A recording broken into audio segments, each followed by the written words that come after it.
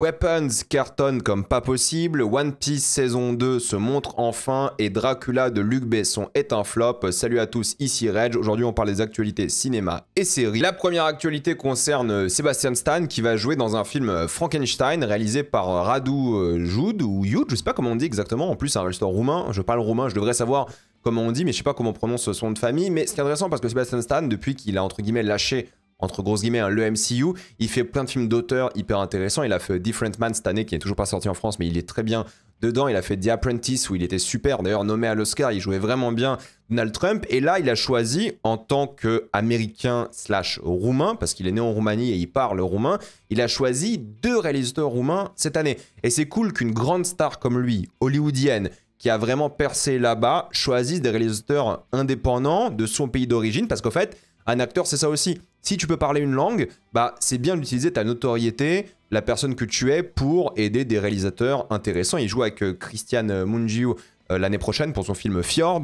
Il joue là pour Radu Jud dans le film Frankenstein. Et Radu Jud sort un film cette année sur d'ailleurs Dracula dans un parc d'attractions roumain. Ça peut être rigolo à voir. Mais je suis content quand des acteurs utilisent les origines qu'ils ont alors qu'ils ont percé à Hollywood et en profitent pour faire des films que peut-être n'aurait jamais pu être financé sans des gens comme lui. Donc c'est cool, et j'aimerais bien que plus d'acteurs le fassent de manière générale, par rapport à leurs origines. Alors lui, il est vraiment né en Roumanie, il n'est pas né aux États-Unis, mais il est devenu américain après tant d'années là-bas, mais c'est intéressant, je trouve que c'est cool, et c'est toujours bien de proposer des œuvres comme ça, et de jouer et de les mettre en avant. Je trouve ça génial quand les acteurs le font. Il y a eu quelques polémiques concernant alors David Lynch récemment sur TikTok, parce que grosso modo, une femme avait fait un TikTok, disons que ses réalisateurs préférés avaient signé la pétition Roman Polanski. Rappelez-vous, en 2007-2008, je crois, il y avait plein de réals connus que vous adorez, Scorsese, je crois, Del Toro et David Lynch, par exemple, qui ont signé la pétition pour autoriser Roman Polanski à revenir aux États-Unis, pour faire simple, c'était symbolique, mais pour l'autoriser à refaire de l'art de manière générale, même s'il en a toujours fait en France, et donc, entre guillemets, le pardonner pour ce qu'il a fait. Sauf que David Lynch avait aussi signé, ce qui a fait beaucoup de mal à plein de gens qui adorent David Lynch. Alors là, vous avez la réponse de la fille de David Lynch en TikTok. Je vous mets les 4 images de réponse. Vous pouvez tout lire intégralement si ça vous intéresse, mais elle a répondu en détail de pourquoi son père a signé et qu'est-ce qu'il en a pensé. Et elle dit, pour résumer, que son père a énormément regretté. C'est-à-dire que lui avait signé avec cette idée qu'il va soutenir un artiste avec d'autres artistes. C'est ça l'idée derrière, d'après elle. Mais en même temps, il n'avait pas vu le côté, Roman Polanski est un pédophile. Ça, il l'avait pas vu. Ça l'avait pas marqué. Il savait peut-être pas. C'est ce qu'il dit dans ce TikTok. Et apparemment, il a regretté toute sa vie ce qui s'est passé. Apparemment, vraiment, Lynch en parlait souvent, était déprimé par rapport à ça, entre guillemets. Il a souvent regretté. Et à chaque fois, par la suite, il a toujours fait plus d'efforts intellectuels et plus de choix intelligent pour ne jamais se retrouver dans cette situation, et il était déçu que son nom soit à tout jamais lié à cette pétition, alors que ça avait vraiment brisé le cœur de sa fille, comme elle le dit ici, parce qu'elle était consciente et pas lui.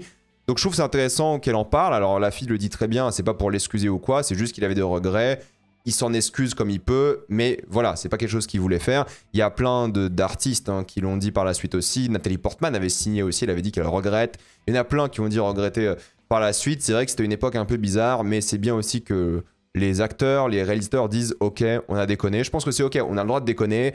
C'est une pétition, c'est pas eux qui ont agressé, même si c'est un soutien à un agresseur, on est d'accord. Je pense que c'est ok de s'excuser, de passer à autre chose. C'est pas la fin du monde, entre guillemets, s'ils ont compris leur erreur et s'ils l'ont pas refait depuis. C'était quand même il y a 20 ans presque. Donc voilà, je voulais en parler parce que c'est un TikTok qui avait beaucoup buzzé et il fallait des rectifications, je pense.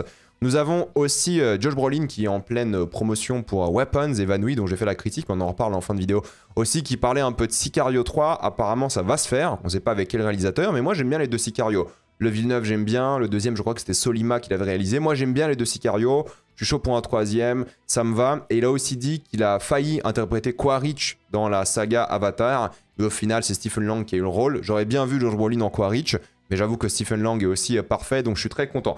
On a eu la bande-annonce de The Paper, vous savez, c'est la suite spirituelle à The Office. On a d'ailleurs l'un des acteurs, The Office, ici, vous le voyez, Oscar. Et la bande-annonce, honnêtement, c'était cool. Moi, je suis désolé de le dire, j'ai vu la bande-annonce, je me suis dit, ok, on dirait The Office en 2025, avec tout le monde qui a changé, le monde qui doit s'adapter, le même humour, avec un casting en couleur, des acteurs qu'on aime bien. Elle, on l'a vu dans The White Lotus saison 2, je crois, elle était géniale.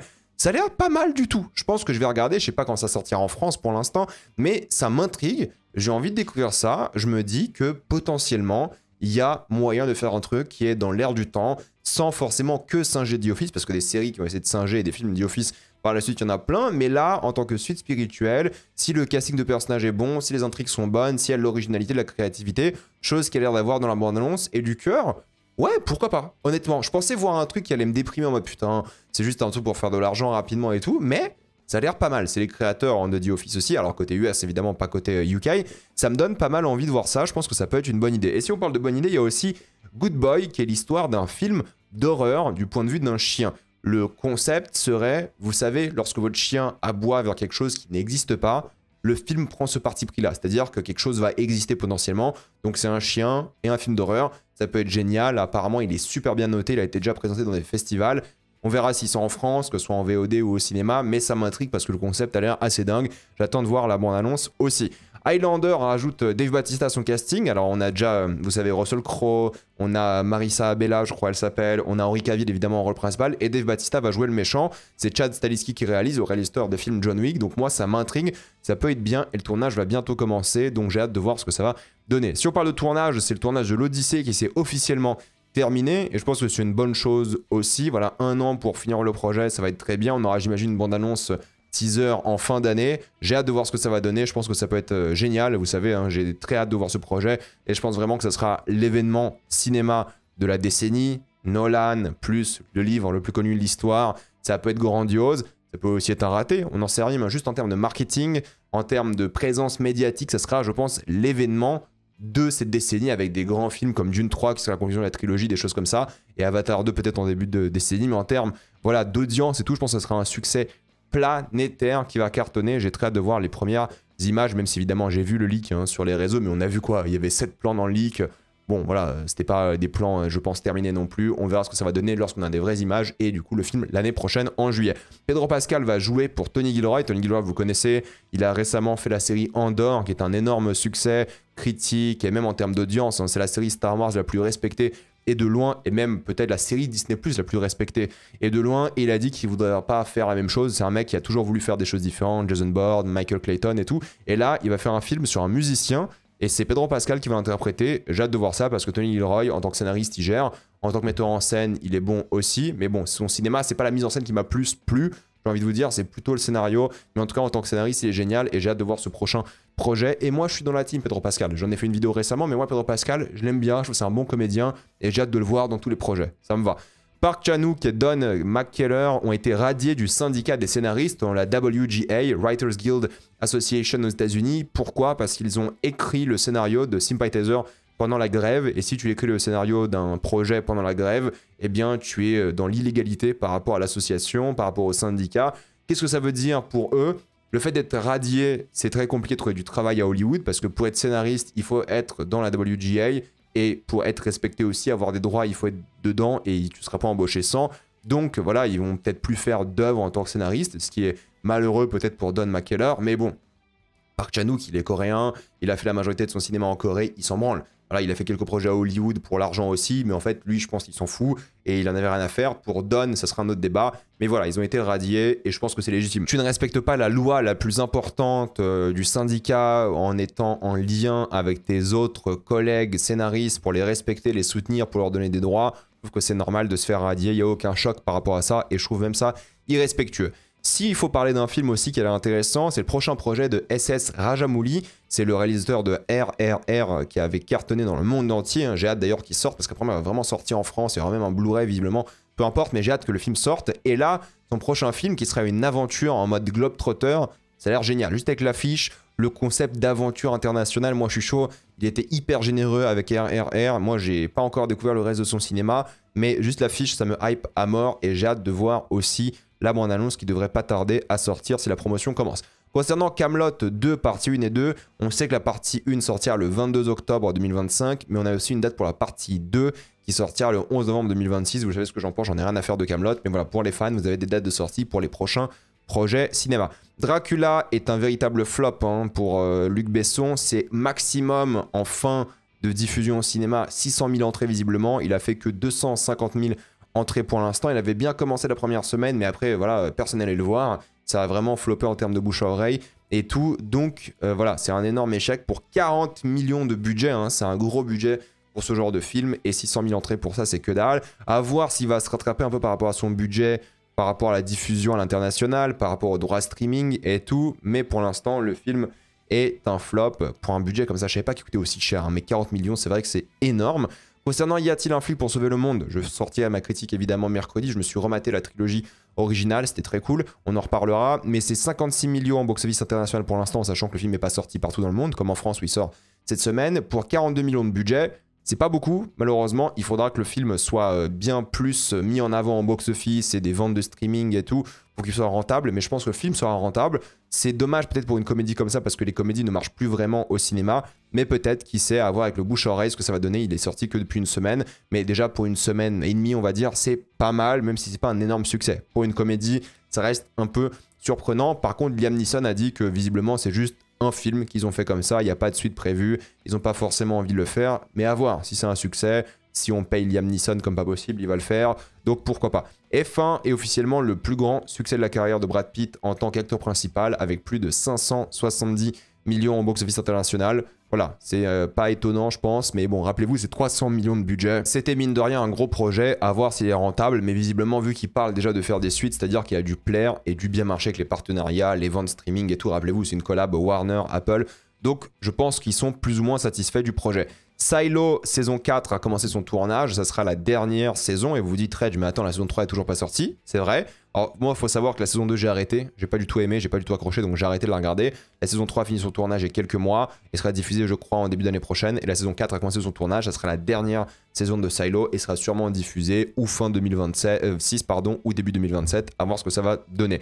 Percy Jackson aussi a commencé le tournage de sa 3e saison, vous voyez ça c'est sérieux, vous commencez le tournage de vos saisons avant la sortie de la prochaine saison. Ça, c'est sérieux. Ça, c'est bien. C'est comme ça qu'il faut faire. C'est ça qui est génial. Donc là, Percy Jackson, ça sort en décembre, la saison 2. Et j'imagine que la saison 3 sera pour décembre de l'année prochaine. C'est comme ça qu'on fait. C'est ça qui est cool. C'est comme ça qu'on devrait faire des séries. C'est pas attendre, je sais pas combien d'années après la fin de la diffusion de la saison en question pour commencer le tournage de la prochaine. Non, c'est pas sérieux. Là, Silo et Percy Jackson, ils le font sérieusement. Et c'est très bien. C'est ça qu'il faut faire dans le monde des séries, mais que personne ne fait. Je sais pas pourquoi, parce que j'en ai parlé, hein, évidemment, je sais pourquoi, j'en ai parlé dans une vidéo dédiée il y a quelques mois, mais ça, c'est la manière de faire, et c'est ça que les gens kiffent, comme ça, il y a une saison, en fait, tous les ans, c'est comme Daredevil. Daredevil a commencé le tournage de la saison 2 avant la fin de la diffusion de la saison 1, c'est logique, c'est comme ça qu'on fait. Là, les 2 saisons sont même pas encore sorties, et ils commencent le tournage de la prochaine, c'est top.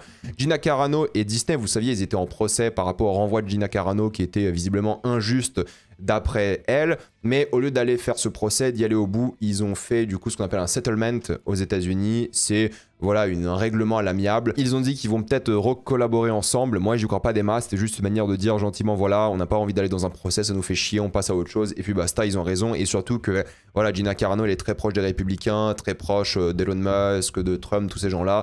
Et je pense que Disney a pas envie d'avoir des problèmes avec Trump parce que c'est quand même le président. Et Disney, vous savez, ils s'adaptent au président parce qu'ils n'ont pas de colonne vertébrale. Ça a toujours été comme ça, c'est une entreprise américaine, elles font tout ça tout le temps, constamment.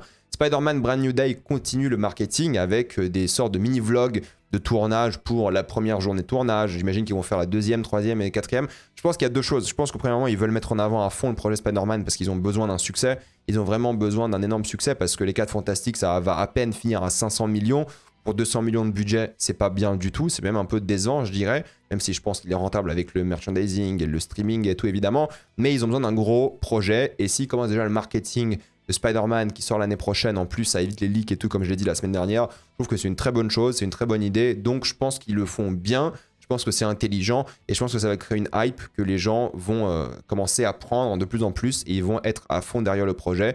Et je trouve ça plutôt bien. Je pense qu'en termes de marketing, en termes du fait de tourner dehors et tout, c'est très très bien aussi. Donc pour l'instant, je trouve que Marvel, concernant Spider-Man et Sony hein, évidemment, gère de ce point de vue-là. Mais on en reparlera au fur et à mesure. Superman, pour le coup, lui, va sortir en VOD aux États-Unis 6 semaines après sa sortie cinéma, le 26 août. Pour être précis, et c'est aussi pour ça que les gens aux États-Unis vont plus au cinéma, en tout cas pas comme avant, c'est-à-dire que maintenant tu attends 3 à 6 semaines et le film est déjà disponible en VOD, bah voilà, du coup les gens vont plus en salle, mais ça fait des ventes VOD, sauf que les ventes VOD, s'il est disponible en ligne en bonne qualité, c'est-à-dire qu'il est disponible en ligne gratuitement pour certaines personnes en bonne qualité, le Superman 4K.dovi.remux qui va sortir le 26 août aussi, donc ça gâche un peu l'habitude des gens d'aller au cinéma, Mais on l'a vu, la VOD, ça rapporte de la thune. Au Wicked, je crois que ça avait fait 70 millions en VOD la première semaine. Donc faire 70 millions en plus de l'argent que tu te fais au cinéma, c'est très très bien. Ça compte pas dans le box-office. Il y a des gens qui vont vous dire ouais, le VOD ça compte dans le box-office. C'est faux. Non, il y a que les ventes cinéma qui comptent dans le box-office. Mais ce qui est bien, c'est qu'au moins Superman pourra avoir une deuxième vie en VOD, même si moi je trouve qu'il faudrait attendre un peu plus de temps, attendre au moins 2-3 mois minimum, comme on est en France, 4 mois minimum, ça serait pas mal. Moi j'ai commandé le Blu-ray, mais le Blu-ray il arrive en novembre. Et je trouve ça logique et normal, mais ils veulent se faire de l'argent pour profiter un peu de l'inertie, pour profiter un peu du moment où tout le monde en parle. Ils veulent se faire encore plus d'argent par rapport à ça, et je peux comprendre. Mais du coup, ça gâche un marché qui est bien plus rentable pour eux, c'est le cinéma. Le cinéma, ça leur apporte plus d'argent, mais fatalement, voilà, c'est les États-Unis, ils ont décidé de faire ça comme ça.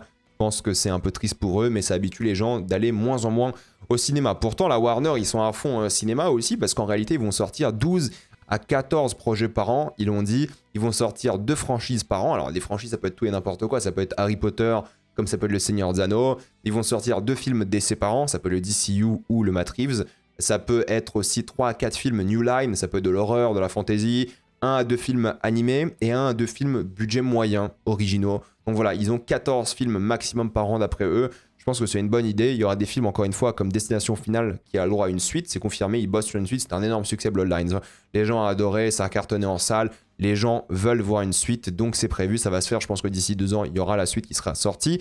On sait aussi que le projet Warner, One Battle After Another, aura une durée de 2h45. Voilà, moi, tu mets Paul Thomas Anderson, DiCaprio, enfin, mais juste Paul Thomas Anderson, ça me suffit. Mais avec DiCaprio et tout le reste des acteurs, Benicio del Toro et tout, moi, je suis méga hype, j'ai giga hâte de voir ce projet. On en parlera évidemment en septembre. Donc oui, ça fait partie de ces projets originaux qui sont intéressants, qui coûtent cher pour le coup, celui-ci. Et j'ai hâte de voir s'il va bien marcher parce que DiCaprio, Paul Thomas Anderson, c'est pas un mec qui cartonne au box-office non plus, mais il fait quand même des films absolument incroyables. Et si on parle de Max, il faut savoir que The Pitt saison 2 va parler de la politique de Trump. Vous savez, aux États-Unis, Trump coupe énormément les finances de plein d'institutions publiques comme les hôpitaux. Donc la série va en parler, c'est-à-dire qu'ils vont avoir moins de budget dans la saison 2 pour régler certaines choses à cause de Trump. En plus, ça se passe le 4 juillet, la saison 2. Je suis en train de regarder la saison 1 pour le coup, qui est vraiment bien. Donc oui, ils vont parler de ça et je trouve que c'est bien d'assumer, surtout dans un milieu comme ça, les médecins où ces gens-là ont besoin d'argent pour soigner d'autres personnes. Concernant les sorties de la semaine, il faut parler d'Alien Earth qui sort ses 2 premiers épisodes mercredi. Je critiquerai évidemment car j'ai très hâte de voir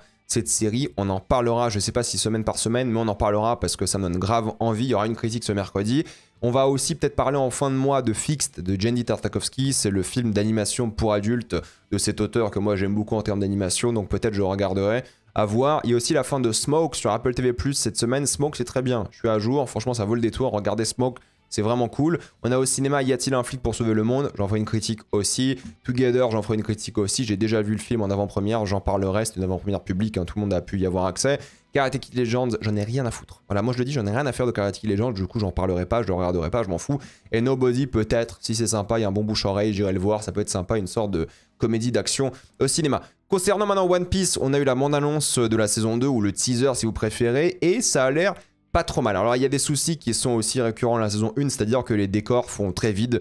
Voilà, ça fait très studio, très vide, il n'y a rien à chaque fois, ça fait très Netflix, vous savez, parce qu'en fait, maintenant, la politique Netflix, c'est que vu que les gens regardent les films sur leur téléphone, il faut qu'ils puissent voir tout ce qui se passe à l'écran sur téléphone, donc tout est vide en général, les décors et tout.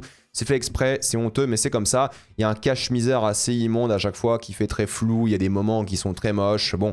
Ça sera moche. Encore une fois, je pense qu'il n'y a aucun doute là-dessus. La saison 1 avait des moments où c'était ok, mais la saison 2 sera moche, je pense aussi. Mais ça a l'air d'avoir une sorte d'identité. Oui, c'est moche visuellement, mais j'ai l'impression que l'identité de la série originale est respectée. J'ai pas vu One Piece, j'ai pas lu non plus, donc je n'en sais rien. Mais il y a une sorte d'identité, pas visuelle, mais peut-être une sorte d'âme. Alors oui, ce sera peut-être laid avec ces flous dégueulasses à chaque fois, mais si les personnages sont bons, si l'aventure est cool, si c'est un bon délire, là, ce mec-là a l'air drôle. Je le connais pas, je sais pas qui c'est, mais il a l'air rigolo. À tous les coups, il va s'appeler Smoke ou un délire comme ça, vu qu'il a 2 clubs. J'en sais rien, je dis ça au hasard parce que je parlais de la série Smoke il y a 2 secondes. Mais si l'aventure est bien, s'ils assument le délire, pourquoi pas? Je pense que ça peut être cool, je pense que je peux bien aimer aussi. C'est voilà, une 3e saison qui est confirmée aussi. La saison 2 sortira en 2026. J'ai envie d'y croire, pourquoi pas? Ça sera moche, mais peut-être il y aura une sorte d'âme, une sorte de scénario bien écrit qui va compenser ça. Et ça peut être bien. Donc... j'y crois un petit peu. À voir, hein, mais j'y crois un petit peu. On verra les prochaines images. Et quand ça sortira, j'imagine, en début d'année prochaine. Weapons ou Évanoui est un énorme carton. Plus de 70 millions au box-office international pour un budget de 38 millions. Il a déjà bientôt rentabilisé 2 fois son budget, donc suffit qu'il fasse encore un peu plus d'argent et ça sera largement rentable. Le film risque de dépasser les 200 voire 250 millions si le bouche à oreille est bon, et moi je pense que le bouche à oreille sera bon, surtout aux États-Unis parce que le film est adoré là-bas, à voir s'il sera aussi adoré en France. Je suis très curieux de ça, mais vu les retours sur ma critique, ça a l'air pas mal, vu les notes que je vois en ligne, ça a l'air pas mal aussi, mais le film est adoré et je peux comprendre. Moi je suis moins fan, hein, j'en ai fait une critique, mais je peux comprendre. Mais en tout cas, peu importe si moi je trouve qu'il est bien ou pas, les gens l'aiment beaucoup et je trouve qu'il a des vraies qualités et je comprends pourquoi les gens adorent, mais c'est un film original. C'est pas une adaptation, c'est un film purement original et c'est une très bonne chose. Et je pense que justement, film original d'horreur, je pense que le bouche à oreille sera bon. Et c'est cool parce que là, les blockbusters américains se cassent un petit peu la gueule, mine de rien, surtout côté MCU. Et c'est les films originaux américains à moyen budget qui cartonnent. Et ça, c'est dingue. C'est dingue que des Sinners, des Weapons cartonnent comme ça parce que Weapons est vraiment un film original qui sort de nulle part avec même pas 40 millions de budget. C'est top. D'ailleurs, la Warner est rentrée dans l'histoire car elle a battu un record, c'est-à-dire que c'est le premier studio à avoir 6 openings aux États-Unis, donc premier week-end de sortie, à plus de 40 millions de dollars d'affilée. Et oui, c'est ça, c'est Minecraft, Sinners, Final Destination, F1, Superman et maintenant Weapons. Leurs 6 films là, ils ont tous cartonné au box-office le premier week-end, ils ont tous cartonné tout court d'ailleurs. Donc la Warner en termes de cinéma, c'est une belle année pour eux et je suis content. Parce que l'horreur déchire, l'horreur attire, l'horreur est originale, inventive en termes de mise en scène, en termes de scénario. Je trouve ça vraiment bien. D'ailleurs, à la fin du générique, c'est David Fincher qui est remercié, ce qui est rigolo parce que moi j'avais dit dans ma critique, on dirait un peu du David Fincher. Apparemment, David Fincher a beaucoup aidé Zach Cregger sur le tournage avec des conseils et tout. Et ça, c'est génial.